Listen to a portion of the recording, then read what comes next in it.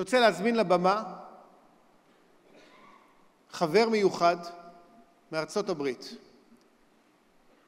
I want to invite this evening a good friend of mine to speak here, Mike Doran.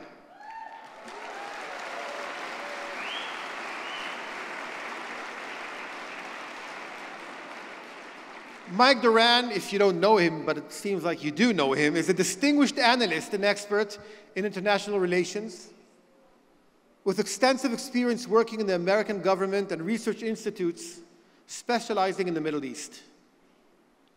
Just as important, Mike is a true friend of the State of Israel. Actually, people are often surprised to discover that he's not a Jew.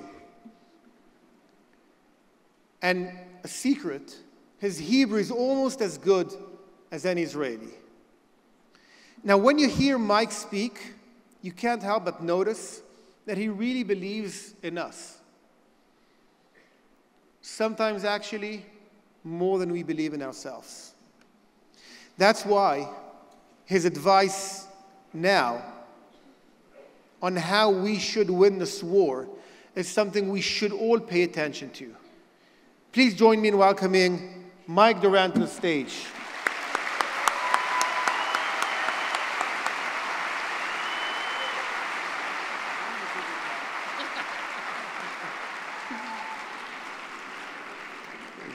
Thank you very much. That's a very warm welcome.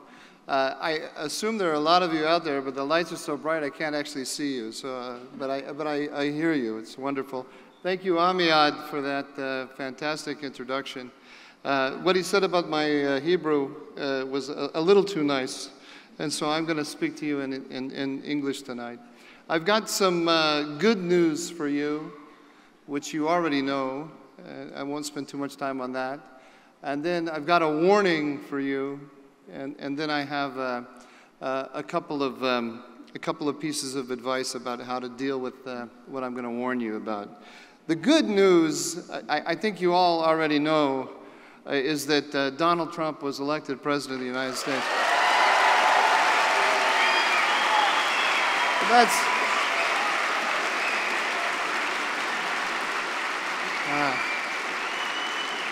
I had a feeling that we were going to be in a Trump-friendly environment here. And that's good. And I've been here for about 2 or 3 days, and the warning that I want to give you is about this enthusiasm. I am absolutely as enthusiastic as you are about what Trump's victory means.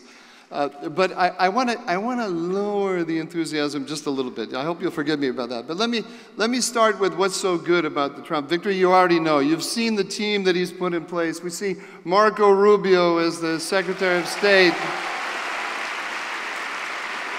We see Pete Hegseth as the Secretary of Defense. Michael Waltz as the National Security Advisor. Elise Stefanik as the Ambassador of the United Nations. Mike Huckabee as the Ambassador. This is, from an Israeli point of view, this is the dream team. You can't imagine anything better than this. This team absolutely is going to be very pro-Israel, and it is also going to be very anti-Iran. We can just take that for granted. Gone. You guys, I love the applause, but Amiad, he's a really terrible taskmaster, and he's only given me 2 hours to talk here tonight. We know what this team is going to do. This team is going to support Israel. Gone are going to be the embargoes on arms supplies. Trump has already said that. Gone is going to be this Dr. Jekyll and Mr. Hyde policy of one day condemning Israel, the next day saying it has the right to defend itself, etc. That's gone. And there's also no more support for criticism in the United Nations and international organizations. All that is gone. It's fantastic. And we're going to have a very serious pressure campaign against Iran. This is, there's a 99.9% chance that there's going to be a very serious pressure campaign. But here's my warning for you, because there's an opportunity right now, I think a lot of people in this room probably feel it, an amazing opportunity to actually end the Iranian nuclear program. And we see Israel has stripped Iran naked. It has destroyed its air defenses, and it is destroyed, it's decapitated Hezbollah. So all of the mechanisms that Iran had to deter Israel, they're gone. And Iran being naked before Israel has created a window of opportunity for Israel, or Israel and the United States together, to destroy the nuclear program. And Prime Minister Netanyahu has made it clear that his definition of total victory includes destruction of the nuclear program. So now is definitely the time. It's absolutely the time. But here's where my warning comes in. Donald Trump is going to be a president of the United States and not of Israel. I know that's obvious, but I just want to lower a little bit some of the expectations, because Trump is straddling within his coalition. I'm talking about his electoral coalition, different strains of thought. And if you listen closely in the campaign, you heard two key messages. One message was, I will support Israel. And he means it, and you see by the team he put in place that we're going to get it. But the other message he sent was, I am going to bring peace through strength. He also has a lot of other priorities besides destroying the Iranian nuclear program. He is going to stop immigration to the United States. He is going to have a mass deportation of illegal aliens. He's going to work on bringing peace to Ukraine, and he's also going to change the balance of power with China. This is a really big agenda. So where is destroying the Iranian nuclear program in that agenda? But the key thing is the message of peace that he is sending, because a part of his coalition domestically does not want to see another war in the Middle East. And some of you, I know what you're thinking. I know what you're thinking already. Some of you are saying, but let Israel do it alone. That is not going to happen, because any American, it's not as simple as you might think, because any American decision maker is going to think it through and see if Israel carries out a major attack against the Iranian nuclear program, Iran is going to respond in such a way that is going to try to widen the theater, widen the conflict, bring in attack Saudi Arabia, attack the UAE. He's going to force the outside powers to become involved in the conflict. So there's going to be a fear in the American national security system that a major attack by Israel on the Iranian program is going to suck in American forces and maybe take America into war. So there's going to be hesitation within the American system. I will be surprised. I will be very surprised if within the first few months of the Trump administration you get a green light to take out the Iranian nuclear program. I won't be shocked if that happens. I'll be happy, I'll be delighted, and it's not an impossibility. But we have to manage expectations. And what Israel is going to have to do is it's going to have to work, what it may have to do, I should emphasize this. I'm not saying that I know for sure what's going to happen, but there's a 50-50 chance that there are going to be some restrictions on Israel's freedom of action under the Trump administration. History tells us, I'm trying to look at the clock here. See, I've only got 1 hour left. I better hurry up here. There are going to be restrictions on Israel. So the advice that I want to give you about the restrictions is how to deal with them. And I think there are just 3 simple rules.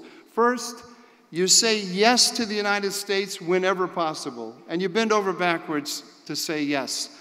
But you don't forget your national interest and the core interest, the existential threat against Israel. And the threat from Iran. And when dealing with the threat from Iran, it's very important not to surprise a friendly administration like the Trump administration, but it's also very important not to ask permission. You have to preserve for yourself freedom of action. It's extremely important. I don't know if any of you ever watched the Dave Chappelle show, but maybe a few of you do. This is an arcane reference, but you can go look it up on the web afterwards. In the Dave Chappelle, it's a comedy show. Eddie Murphy's brother, Charlie Murphy, tells a story about Rick James, a famous singer, who would always get in Charlie Murphy's face and punch him and hit him and so on and cross every line. And Charlie Murphy said about Rick James that he's a habitual line stepper. And that is what my advice to Israel. You have to be a line stepper. The United States will set red lines. You have to cross them. My favorite conversation, my favorite thing that I learned about this war was when Defense Minister Gallant called up the Secretary of Defense Austin and said, "We just killed Nasrallah." And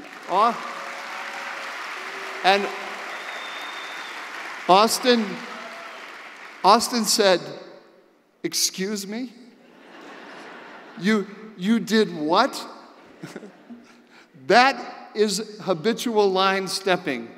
But look how brilliantly it was done. Look how brilliant the Prime Minister Netanyahu was. Nasrallah has American blood up to here on his arms.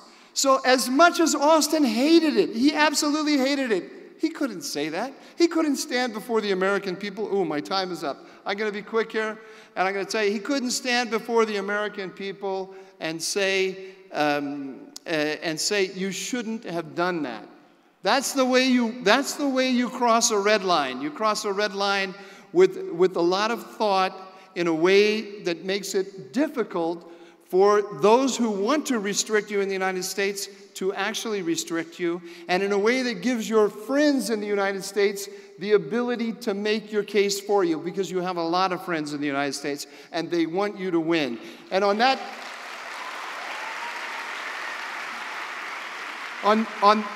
note, I'll make my closing remark. As you do this, as you pursue your national interest while showing respect for the United States, but maintaining your freedom of action, you should know that you are the best ally of the United States. Whether the United States realizes it or not. There's a line there we hear over and over in the United States now. We have to save Israel from itself. I see it the opposite way. You have to save the United States from itself. Thank you very much. It's a great honor to be here.